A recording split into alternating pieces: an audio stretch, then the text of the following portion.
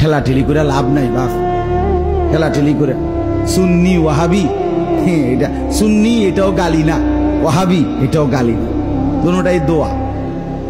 সুন্নি মানে রাসূলুল্লাহ সাল্লাল্লাহু আলাইহি ওয়াসাল্লামকে অনুসরণকারী, ওয়াহাবি মানে যে আল্লাহ তাআলাকে মহব্বতকারী। ওয়াহাবি মানে আল্লাহওয়ালা, সুন্নি মানে নবীওয়ালা। খালাস, তো একজন মুসলমান আমরা নবীওয়ালাও হওয়া চাই, আল্লাহওয়ালাও হওয়া চাই। কথা বুঝেন না? চলেন মিলেমিশে আমরা সবাই আল্লাহকেও ভালোবাসি, রসুলকেও ভালোবাসি, সাল্লাল্লাহু আলাইহি ওয়াসাল্লাম, নবীকেও ভালোবাসি, সবাই ভালোবাসি, সবাই ভালোবাসি।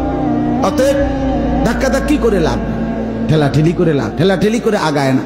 এজন্য আমরা নিজেরাই যদি নিজেরা ভাগ হই, বারবার ইনসাফের সাথে বোঝেন, প্রত্যেকেই ভাবেন রাসূলুল্লাহ সাল্লাল্লাহু আলাইহি ওয়াসাল্লামের ভালোবাসা নবীর সুন্নতের মধ্যে অনুসরণে। আমনে আমনের জায়গার থেকে মিসওয়াক করেন, দস্তরখান বিছান, দাড়ি রাখেন, বিবিকে নামাজি বানান, স্ত্রীকে পর্দানসীন বানান।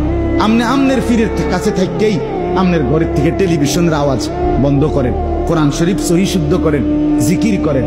আমনে আমনের জায়গার থেকেই নবীজি সাল্লাল্লাহু আলাইহি সাল্লামের সুন্নাত মোতাবেক নিজের জীবন চালান, কোনো অসুবিধা নাই। ভাই ঠেলাঠেলির কি দরকার?